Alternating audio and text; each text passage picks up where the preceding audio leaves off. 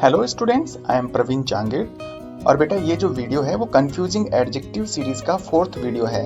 इस वीडियो में बेटा हम फार्दर और फर्दर के बीच में डिफरेंस देखेंगे और इन दोनों वर्ड्स का हम करेक्ट यूज कैसे कर पाएंगे ये भी आगे जाकर वीडियो में सीखेंगे। इसी के साथ में ऑल और होल इन दोनों की यूज में क्या डिफरेंस है, इनका करेक्ट यूज कैसे किया जाता है, ये सभी चीजें आज हम इस वीडियो में पढ़ने वाले हैं। उम्मीद करता हूँ बेटा आपको इस वीडियो को देखने के बाद में फार्दर, फर्दर, ऑल और होल इनका करेक्ट यूज करना आ जाएगा और आप इन वर्ड्स को लेकर कभी भी कंफ्यूजन में नहीं रहेंगे। तो चलिए बेटा बिना किसी देरी के शुरू करते हैं। यदि हम बात करें फार्दर और फर्दर के प्रयोग के बारे में, तो यहाँ पे फार्दर का मतलब होता है आगे या अधिक दूर, और इस फार्दर का प्रयोग हम डिस्टेंस को कवर करने के लिए करते हैं। मतलब दूरी के बारे में यदि हम बात कर रहे हैं तो हम फार्दर का यूज करेंगे। इसी के साथ में फर्दर का हिंदी अर्थ भी ज्यादा और कुछ के अर्थ में किया जाता है, लेकिन फर्दर का प्रयोग डिस्टेंस यानी दूरी नापने के लिए या दूरी के संदर्भ में नहीं किया जाता है, बल्कि फर्दर का प्रयोग इन एडिशन टू मतलब और अधिक हमें कुछ कहना है और अधिक किसी के बारे में जानकारी देनी है, तो ऐसी सिचुएशन में हम फर्दर का प्रयोग करते हैं। आपको इसी के साथ में ये भी जानना जरूरी है कि जो फार्दर है वो एडजेक्टिव है, जबकि जो फर्दर है वो एडवर्ब है। अगर हम इनको डिग्री के रूप में देखें तो बेटा जो फार है ना उसका कंपैरेटिव डिग्री फार्दर है, जबकि सुपरलेटिव डिग्री फार्देस्ट है। इसी के साथ में जो फोर है उसका कंपैरेटिव डिग्री फर्दर और सुपरलेटिव डिग्री फर्देस्ट है। फार्दर और फर्दर के प्रयोग को अच्छी तरह से समझने के लिए हम इनके एग्जाम्पल्स को भी देखेंगे। तो चलिए बेटा हम एग्जाम्पल की तरफ चलते हैं।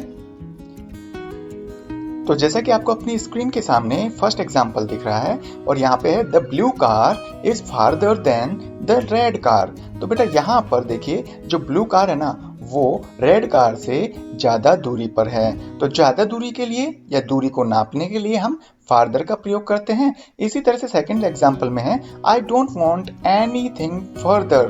तो देखो यहाँ पे ये कह रहा है कि मुझे और कुछ ज्यादा नहीं चाहिए। तो जो फर्दर का प्रयोग है ना यहाँ पर मांगने की इच्छा को बता रहा है कि भाई आपको और कुछ आगे चाहिए क्या। तो यहाँ पे आगे का मतलब दूरी से नहीं है, आगे का मतलब है कि आपको और कुछ ज्यादा चाहिए क्या। अगर हम थर्ड एग्जांपल की बात करें तो यहाँ पे है डू यू वांट टू से फर्दर, कि क्या आप आगे और कुछ कहना चाहते हैं। तो सेम थिंग बेटा यहाँ पे वही है कि आगे का मतलब यहाँ पर दूरी नहीं है, आगे का मतलब है कि भाई वो और कुछ आगे कहना चाहता है क्या, मतलब कुछ आगे चीजें जोड़ना चाहता है क्या।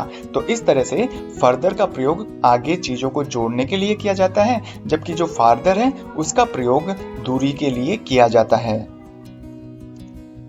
ठीक इसी तरह से यदि हम ऑल और होल के कंफ्यूजन को दूर करना चाहें तो पहले इनके बारे में कुछ बेसिक जानकारी हमें जुटानी होगी।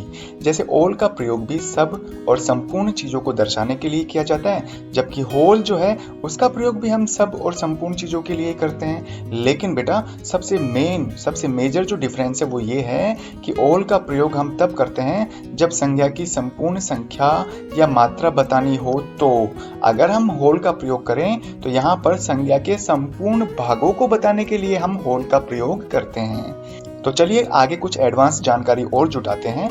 होल का प्रयोग हम काउंटेबल और अनकाउंटेबल दोनों संज्ञाओं से पहले करते हैं, लेकिन यदि काउंटेबल संज्ञा हुई तो वो हमेशा बहुवचन रूप में होनी चाहिए। इसी के साथ में यदि हम होल का प्रयोग देखें ना तो बेटा यहाँ पर होल का प्रयोग केवल और केवल काउंटेबल नाउन से पहले किया जाता है और वो काउंटेबल नाउन बेटा हमेशा सिंगुलर होना चाहिए। इसी के साथ में होल को थोड़ा सा और डिटेल से मैंने समझाने की कोशिश की है। यदि केवल होल लिखा हुआ है तो इसके बाद आने वाली संज्ञा जो होगी वो कॉमन नाउन होगी। कॉमन नाउन का मतलब तो जातिवाचक संज्ञा। इसी के साथ में यदि होल ऑफ आए तो होल ऑफ के बाद में हमेशा प्रॉपर नाउन का प्रयोग किया जाता है। तो चलिए इन नियमों को, इन अच्छी जानकारियों को हम एग्जाम्पल के थ्रू और मजबूत करने की कोशिश करते हैं।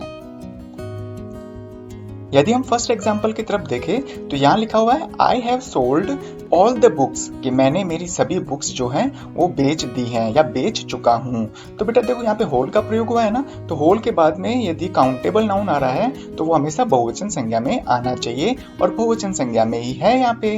तो यहाँ पर बेटा जो बुक्स है ना वो सभी बुक्स की बात कर रहा है कि जितनी भी संख्या में उसके पास बुक्स थी वो सारी की सारी बुक्स उसने बेच दी।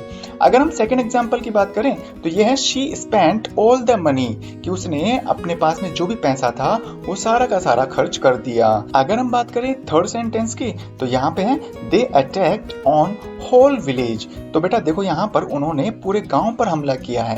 अब पूरे गांव का मतलब यहाँ पे क्या है? चलो पहला नियम तो ये है कि जो होल का प्रयोग है वो विलेज से पहले हुआ है, ये काउंटेबल है और सिंगुलर है, तो इससे पहले मैंने होल का प्रयोग कर दिया।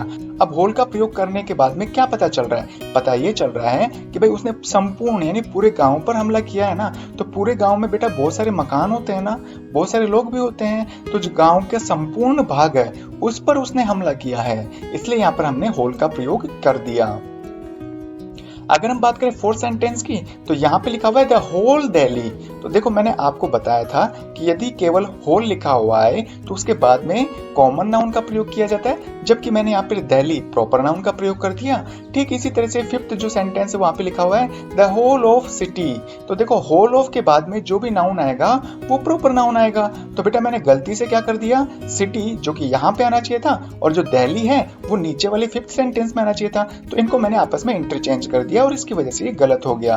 तो सेंटेंस नंबर फोर्थ कुछ इस तरह से होना चाहिए था द होल सिटी, और फिफ्थ सेंटेंस कुछ इस तरह से होना चाहिए था द होल ऑफ दिल्ली।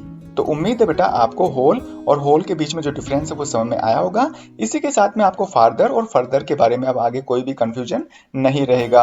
यदि फिर भी कोई कंफ्यूजन है या कोई भी दिक्कत आपके सामने आती है तो बेटा आप मुझे कमेंट करके पूछ सकते हैं, आपके कमेंट का रिप्लाई मैं जरूर से दूंगा बेटा। यदि वीडियो अच्छा लगा है तो इसे लाइक करिएगा, अपने फ्रेंड्स में इसको जरूर शेयर करिएगा।